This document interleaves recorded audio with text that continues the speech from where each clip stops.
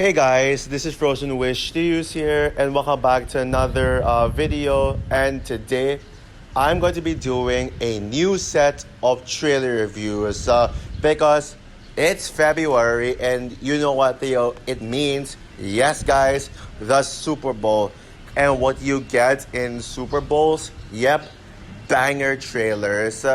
Yeah, I know that Super Bowl trailers have not been as good as it was in the 2010s decade, as there hasn't been as much trailers, but we still get banger trailers. In these Super Bowls, including last year and now this year. Now, for this trailer lineup, there are two Super Bowl trailers that have come out, but the third one of these is not technically not a Super Bowl trailer. Without further ado, if you want to know my thoughts on these trailers and what trailers I am reviewing, then just keep watching. Normally, when it comes to my lineup of trailer reviews, I start from the least recent and the most recent as last. But for the sake of this video, I decided that I'm going to be reviewing the first trailer. The first trailer I'm reviewing is going to be the most recent one, and the least recent is last. Because I need to say the best for last. Because the best trailer of these is the least recent one. So the first trailer that I'm going to be reviewing is Jurassic World Rebirth. Now, whether you like it or not, I think we can all agree that this is the weakest of the three trailers. Like, if you just see, if you know how good the other two trailers are. Now, I've been a defender of the Jurassic World trilogy, for a long time. I still stand by my thoughts on them. Now, are they Jurassic Park level greatness? No. They're not masterpieces, they're not perfect, but I think they are overhated, and I think people just tend to underestimate fun. The first Jurassic World is just a harmless, fun film, and as a sucker for theme parks myself, I just really get a kick out of it. And Jurassic World: Fallen Kingdom is the weak link of the trilogy, but it's still a fun film. It's a dumb, fun, entertaining, mindless movie. Yes, I acknowledge its stupidity, but who cares, man? It's just a lot of fun. Jurassic World Dominion is still my favorite Jurassic World movie. I gotta rethink about that though, because on which I think is the true best Jurassic World movie. The first one or Dominion. I'll have to rethink about that. I will rewatch both movies in preparation for this one. The first Jurassic Park film was one of the greatest Spielberg films of all time, and the definitive dinosaur movie. There will never be a Jurassic movie that can even come close to the levels of that original film. Jurassic Park would actually be my second favorite Steven Spielberg movie of all time, second only behind the West Side Story. Well, maybe, but I don't know. I think it was either that or Saving Private Ryan. I gotta look back at mine. Oh wait, yeah. Indiana Jones and technically, I'll say it's among my top 5 Spielberg films of all time. Second favorite Spielberg movie. Actually, I would actually rank the two Indiana Jones movies. The first one and Last Crusade over the first Jurassic Park. Yeah, but Jurassic Park is certainly among Spielberg's best movies, best classics yet that cannot be replicated.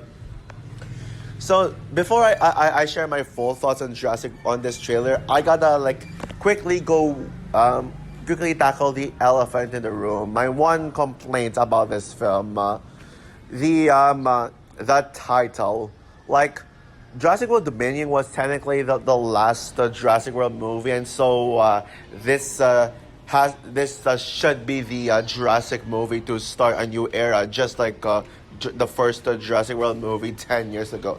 So I got a question to ask. Why the fuck is this title the Jurassic World again? Didn't we already go through Jurassic World? And this certainly isn't connected to Jurassic World. I mean, there's no Owen, there's no Claire, all these characters gone and this takes place years after the events of Jurassic World, I think.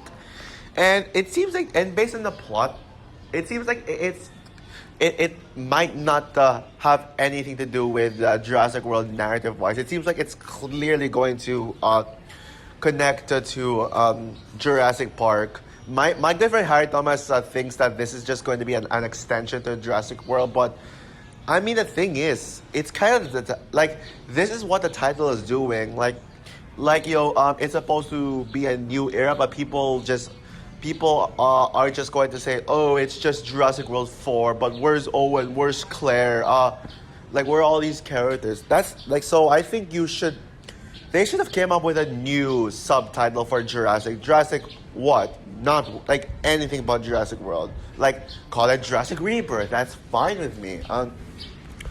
But this is like calling Jurassic World Jurassic Park Rebirth. Well, but even that makes more sense for the context of Jurassic World. Or maybe this film could have been called Jurassic Park Rebirth. That would have actually made more sense. Okay, but yeah, on to my full thoughts on the actual trailer. It looks great. Now, was I blown away by this trailer? Watching the trailer so good that it gave me all the chills, and it made me want to jump on my seat and just act like it's one of the greatest trailers ever made. No, but does this movie look absolutely impressive, and it could be among one of the better Jurassic movies? Yes, hell yes. I mean, what I like about this movie, based on the trailer, is like it's going back to basics with with the original Jurassic Park, and I predict that this could be the second best Jurassic movie, second only behind Jurassic, of course, the original Jurassic Park. I already know for a fact that this will not touch the original Jurassic Park. Nothing can touch that timeless masterpiece. But comparing it to the Lost World Jurassic Park 3, and the Jurassic World trilogy, this looks better than all of them. And this actually gives me Alien Romulus vibes. Like, it's kind of like a Alien Romulus with adults, with full-grown middle-aged adults instead of teenagers. This is like middle-aged characters were the start. Middle-aged characters were in Alien Romulus. I mean, maybe it would have been cool if we got a Jurassic movie where all the stars are teenagers. I'll admit that would have been awesome. And I don't really think this will be. I don't think this will be like as good as Alien Romulus, but I mean, yeah, it looks really good. I think what heightens the film for me the most are the cast. I mean, you got Jonathan Bailey, aka Fiyero from Wicked, and I know I didn't really talk about exactly my list of the best Wicked characters, but Fiyero would actually have to be my second favorite Wicked character, second only behind Glenda. Now I remember I'm sure you guys know how young Fiyero looked in Wicked. He looked like Jonathan Bailey looked like he was in his 20s. But then when I searched him up, he was actually in his late 30s. Like, damn. I think this film does show that Jonathan Bailey is much older than you think. And I think Wicked just used some magic to make Jonathan Bailey look super young. Super young. And then you got the two-time Oscar winner Mahershala Ali in it. And of course, the cherry on top, Scarlett Johansson as the lead. Scarlett Johansson's character, Zora Bennett, looks like she could be the best Jurassic character yet to me. Yeah, I think that's one thing Jurassic World Rebirth would have against all the others. Zora looks like she could be the most badass Jurassic character. And she is my Jurassic franchise crush. Yeah, so I think that is why. But I do love the idea of having this be simple. It does look like it's playing itself safe, but I think that's the best route to take this film. Like, that's the best direction yet that they can do. Just going the safe route. And I think I like this simple premise of just scientists trying to extract the dino DNA to save humanity. And I like how the cinematography, visuals, and production design of this looks like an old school film. It doesn't look so modernized, and I like this idea. Oh, and also the T Rex, the dinosaurs in this one. Oh man, like this looks insane.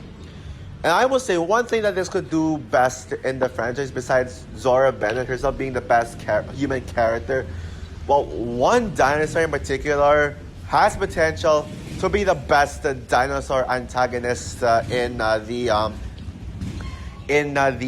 Jurassic franchise. Like, I'm sure, yeah.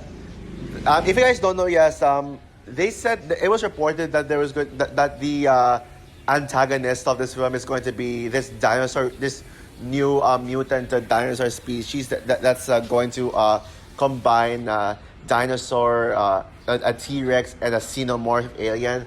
Yeah, I did notice that in this trailer, and even they didn't show much of him, but boy, he looks dark and terrifying as hell. I think that he could be that could be the best dinosaur yet. So yeah, so I think this could be the Jurassic movie that could win fans over. I know that there are people who are still skeptical about this one, even with the trailer out, but maybe this could win them over. I mean, if the first Jurassic World movie can win them over, despite many people are saying that Jurassic World does not age well, maybe the same could be said with this one. Maybe this could actually win people over. I trust Gareth Edwards with this one. He's a good director. And I mean, hopefully this won't be another Godzilla 2014, but I doubt it. Because unlike Godzilla 2014, at least the human characters in this one seem promising. And with the actors in this one, I don't think that there should be a reason to not like these characters. I don't know how. I'm hoping that people won't call Zora Bennett just another bland, lifeless human character and all that stuff. But okay, moving on to the trailers that truly blew me away. Yeah, Jurassic World Rebirth trailer looks impressive, but what did blow me away is the trailer for the Fantastic Four First Steps. Holy crap, this trailer looks absolutely insane. What a trailer this is. Yeah, Marvel is on a roll with this one. Yeah, Marvel is on a roll here. And yes, now say what you want about the current state of the MCU. But this year looks like it could be one of Marvel's best years ever. 3 more MCU movies, and all of them look promising to me. Now, I know that not everyone is looking forward to Brave New World. I think Brave New World could be the most divisive MCU movie in general. I won't be at this point. I won't be shocked if Brave New World gets bad reviews, but I hope it's not rotten. The score is not rotten. At least at 60%. At least at 60% would do for me. But both this and Thunderbolts look promising. Thunderbolts, which by the way is still my most anticipated MCU movie of the year and superhero movie of the year. So, I mean, I know that Thunderbolts isn't on everyone's radar, but because it has a cast of unknown heroes, like heroes who are not really that popular, and even the ones from Disney Plus shows, the MCU Disney Plus shows, but I think Thunderbolts could be a sleeper hit. I mean, if James Gunn can make the Guardians of the Galaxy loved, maybe people would be. Maybe this could be among the MCU's the biggest surprises ever for those who don't have this on their radar. But the Fantastic Four First Steps looks like the MCU movie that are going to truly win MCU fans over, probably even more than Deadpool Wolverine did. Even though I highly doubt this will be better than Deadpool Wolverine. Now, this film is the start of Phase 6, which could possibly be the best the best phase of the MCU, because yeah, this seems like it's going to be the biggest and most epic phase yet, especially with Avengers, Doomsday, and Secret Wars. This movie looks absolutely fantastic. Like, no pun intended. Yeah, I'm gonna be making some puns in this one. So yeah, so now I think what makes this film truly special is that this really does seem like the true Fantastic Four film, because with the Fox Fantastic Four films, which I reviewed all of them on my channel, by the way. Yeah. Now I know that Tim Story Fantastic Four film from 2005 has its fans. I mean, there are people who have a soft spot for it. I'm happy for you guys. But I personally do not like that one. It's boring. Like, it's such a bore and it's outdated. I just don't care. The story is lame. Doctor Doom is a joke. And yeah. Rise of the Silver Surfer would be my favorite Fantastic Four film. My favorite of the Fox Fantastic Four film. But that's not saying much. It's still bad. And Fan Force Stick 2015, we don't talk about that. But finally, the Disney Marvel is giving us the Fantastic Four movie we need. And by the way, how the fuck are people still saying that this won't be as good as Tim's stories of Fantastic Four? I mean, people are saying. I mean, I hate how the Tim Story Fantastic Four 2005 fanboys are nitpicking this film. Like, they're trying. They're trying to make up criticisms for this film just to ensure that it won't top Fantastic Four 2005. Oh, is it because at least Fantastic Four 2005 is not Disney? Is that why? Honestly, I'm starting to think that the Fox Marvel fan base is toxic. Toxic. Just. Yeah, and yeah, honestly, guys, I think real Fantastic Four fans would say, yeah, I think real Fantastic Four fans would say that this is the best Fantastic Four film. Like, people who think that the Tim Story Fantastic Four film it will still be the best one, you're just biased against Disney and biased towards nostalgia. That's why. I mean, The thing design in Fantastic Four 2005, which by the way it looks like shit, looks like fucking rubber shit. That's not that is not the thing at all. And people say people say that the people hate on the design for the thing in this film just because it's nothing like the Fox Fantastic Four films. Well, how about compare it to the comics? At least the thing in the comics looks accurate, and in this film, he looks different because he looks comic accurate, while the Fox, the Fox, him in the Fox films, the thing CGI in the Tim Story films looks like rubber, and while the thing CGI in Fan for Stick looks like just bricks. So yeah. Oh, and the casting is incredible. I mean, people hate on. I think that the one thing that many people seem to hate about this film is the casting of Pedro Pascal as Mr. Fantastic. Oh, just because he's not white. I'm sorry, but that is just racist. Yeah, just because he's not white, that doesn't mean you should just bash Pedro Pascal. He actually does feel like Mr. Fantastic. I can actually see Mr. Fantastic in him. Although, yeah, they don't show his powers still.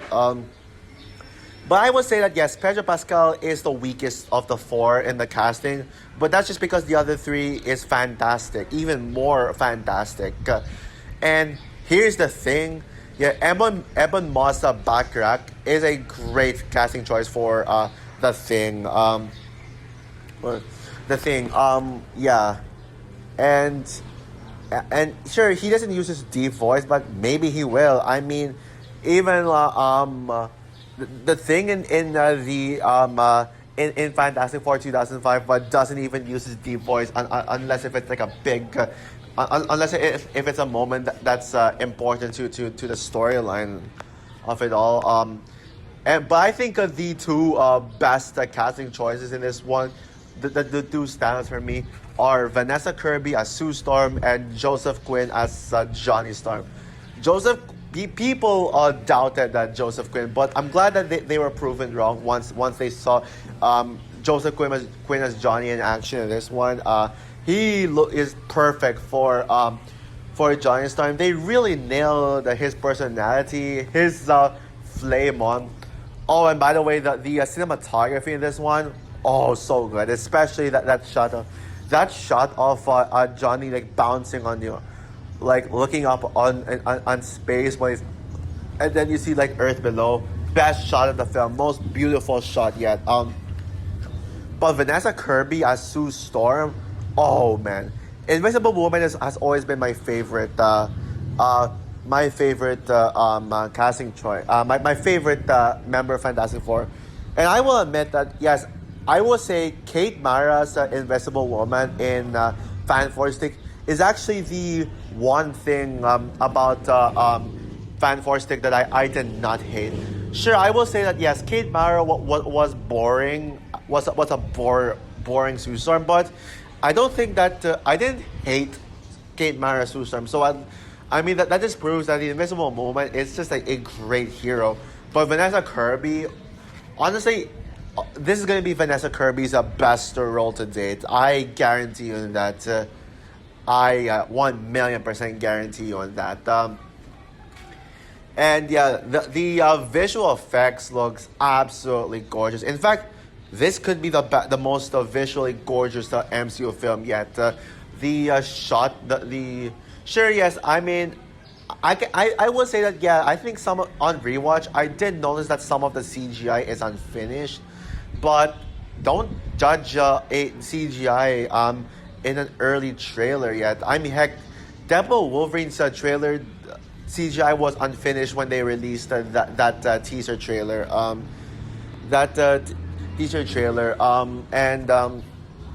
Yeah, but when it comes to like the production design of it all, as like the futurist retro city, as well as like the visual style of it from WandaVision director Matt Shakman, yeah, this looks so promising. Like this shows a lot of promise to be like the most visually gorgeous MCU film. Yeah, you just have to wait and see. And what else? Oh, and Galactus as well. Now, one of the things that people complain about this trailer was that Galactus looks too small. Did you see his shadow shot before the reveal of his design? Yeah, he did look big, but his character shrinks. Like he was like in his usual size with shadow, but then he shrunk to look inside Earth. That's why he's small. But at least they actually did get Galactus right. But and don't tell me you think that Cloud Galactus is better than MCU Galactus. Otherwise, you're a fucking pussy. And you're a fucking pussy. So yeah. Overall, yeah. Oh yeah. I forgot to mention the suits. Man, the suits here are amazing. The suits look absolutely incredible. Like perfect, clean, simple, comic accurate suits. So yeah, overall, this trailer looks like it's really staying true to the actual comics, and this movie is gonna rule, man. Like I don't want to hear anyone say that this is going to be that this won't dethrone the Tim Story Fantastic Four film. Oh, and can we talk about Michael Giacchino's score too? Fantastic score. Like, yeah, wow. So yeah, this is my most anticipated movie of July 2025. Yes, even over Superman. Even over Superman. even over even over Superman 2025. Yeah, I know I'm biased towards MCU over DC, but yeah, I mean this does look better than Superman. Even if I'm still hyped for Superman, but the best trailer of the bunch would have to be, of course, Cobra Kai Season 6 Part 3. Yep, I saved the best trailer for last. Yeah, now, you all know how much I love Cobra Kai. It's my favorite show of all time, and I will stand by that. Well, maybe the Young Avengers MCU show could top it, but still, I've always been a defender of Season 6. I will never understand the hate for it, especially with Part 1. I'm glad that Part 2 has won some people over, especially the Part 1 haters. But yeah, I don't need to go over how good the Part 2 was. Like, they really raised the bar so high that that it's hard to question. How can they actually top this? Now, I'm actually 50-50 on Part 3.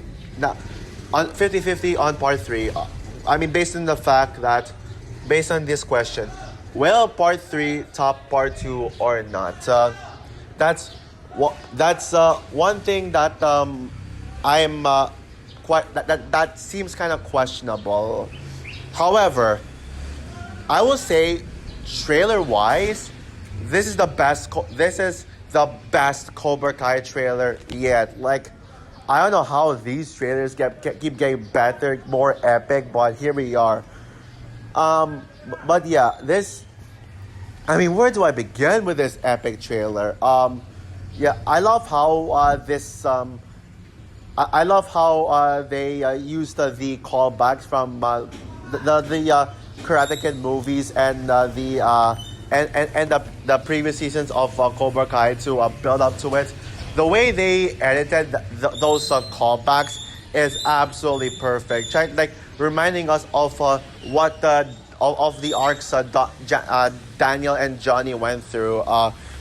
Sorry guys, I'm getting a little distracted because of the annoying, noisy neighbors, but I'm trying my very hardest to focus. But yeah. Seeing how both Daniel and Johnny have evolved from enemies as teenagers to now allies throughout Cobra Kai, just perfect. It just shows what an amazing show Cobra Kai has been. And now on to the actual season 6 part 3 itself. Yeah, which I'm gonna focus on. So apparently, it does seem like that they're going back to they're going back to the All Valley tournament, the All Valley dojo for the continuation of the Sekai Taikai. Now, people are asking, why are they continuing the Sekai Taikai if Kwon died? Well, remember in part 2 where they implied that they still finish the Sekai Taikai no matter who dies, since especially in Miyagi's time in the Sekai Taikai when he killed an opponent, but they still moved on from that and continued on with the Sekai Taikai. Yeah, they seems like they never postpone a Sekai Taikai no matter who dies. So I think that's really what they're going for with this one. That's why they're continuing the Sekai Taikai without regardless of Kwon's death. And yeah, and I will say that I'm not sure if the all having the Sekai Taikai in the All Valley would be as impactful as having the Sekai Taikai in Barcelona. I will say, yeah, it doesn't. Seems like I think that these Sekai Taikai in Barcelona seems more impactful than having Sekai Taikai in the All Valley. But it still looks epic regardless. Finishing the Sekai Taikai in the All Valley, yeah, I think it is still a great decision that they made. Yeah, and we also get to see Kwon's funeral. But I'm surprised that Sensei Kim didn't beat Kim Da-eun and Chris's ass for for having one of their students die. I'm surprised they didn't do that, but that's fine with me. Yeah, and Sam questioning what she's even fighting for anymore. That actually sounds like a very compelling character arc for Sam, and it seems like they're very Sam centric in this one. I like that. They're very yeah. It seems like they're very Sam centric. Like it seems like they're gonna make. I would like to see Sam win. Oh wait, but the leak said that that Miyagi-Do loses and gets eliminated. So I don't think I don't think Sam will win. I think that would be Tori for the females. And yeah. Oh, by the way, I'll talk about that leak later because yes, I would say the leaks seem to be true. For it, and Zara looks even hotter than in part 2. I think this part 3 could make me even more of a Zara fan than part than in part 2. Yeah, she looks even more gorgeous, and Zara is already among my favorite Cobra Kai characters. Honestly, I do wish I nominated Zara as an actress for in my best TV show supporting actress award in my Frozen Awards. And yeah, now about the leaks. Before I get to the cherry on top of this trailer. Now the leak said that Johnny's Cobra Kai was going to come back in this one, but of course the good Cobra Kai, now that Johnny is like a much better person than he was in season 1, and they're going to acknowledge that this is truly Johnny's story, and they're really gonna have Johnny's arc come full circle the most. Well, I mean, the leaks were true by certain blink or you miss details. For example, in the shot of Tori and Zara facing each other like in a confrontation, notice that in that shot, Tori is wearing a black gi with yellow stripes on it. And that represents Johnny's Cobra Kai, because that's what his gis look like. So yes, they are gonna bring back Johnny's Cobra Kai with Tori's with Tori being like the top female student of it, and surely Miguel will be part 2.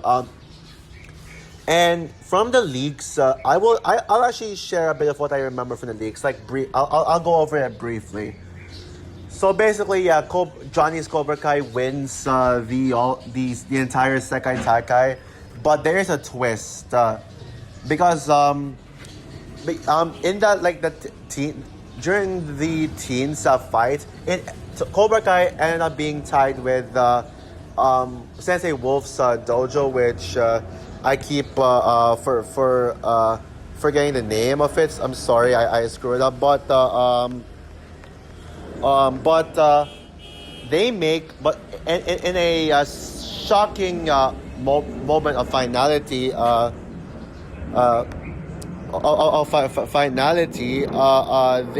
Iron Dragons, there you go, the name is Iron Dragons. So anyways, in a moment of finality, to determine the real winner between Cobra Kai and Iron Dragons,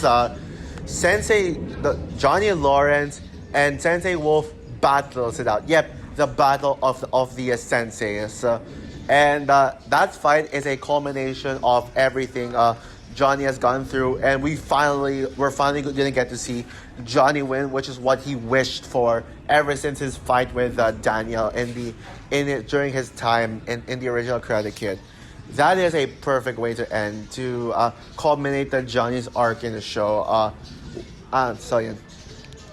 Oh, but the best part of the trailer would have to be the music when they're playing "You're the best all around." Nothing's gonna stop. Something like that. Yeah. Holy shit! Cobra Kai. These Cobra Kai trailers always had banger rock music, but playing "You're the Best" in the classic song from the original Karate Kid in this trailer, I got chills when I heard that song, and now it's stuck in my head. Yeah, it's stuck in my head. Yeah. Oh, and also I love the part where Amanda with face paint just screams, "Yeah, Robbie, that you can do this." Yeah. Whoa, that's new for Amanda and interesting. This trailer has it all, especially for having the finality of Cobra Kai. You can really feel this being the final season of Cobra Kai, and I cannot believe that this is ending. I actually did cry when I watched this trailer for the first time. I did cry, honestly. So now, the only thing I'm gonna have to be open minded on if this is gonna top part two or not, because again I'm 50-50 on that, but I'm 100% sure this will stick the landing as a perfect finale, let alone one of, if not the greatest finales to a TV show, period. And this is by far my most anticipated movie, my most anticipated piece of media to come out this entire month. And it's still tied with Stranger Things Season 5 as my number one most anticipated show of the year. So also for my trailer reviews for Jurassic World Rebirth, The Fantastic Four First Steps, and Cobra Kai Season 6 Part 3, what are your thoughts on these trailers? Are you excited for these movies? And which trailer is your favorite? I can see a vast majority of people saying the Fantastic Four First Steps trailer is the best of these three, and that's understandable. But for me, it has to be Cobra Kai Season 6 Part 3. Just as a lifelong Cobra Kai super fan, like one of the biggest Cobra Kai fans ever, this finale, oh boy, it's gonna break me. Oh, by the way, I forgot to mention in that trailer review, in my Cobra Kai trailer review, that final shot of Johnny and Daniel jogging with all the citizens of California. You see that? Oh, that's perfect right there. So comment down below, like, subscribe, hit the notification bell, and stay tuned for my rant on Dogman. And you guys are gonna hate me for this, but yes, I spoiler alert, I hated Dogman. Oh, and also stay tuned for my trailer rant on the Smurfs 2025. Bye guys.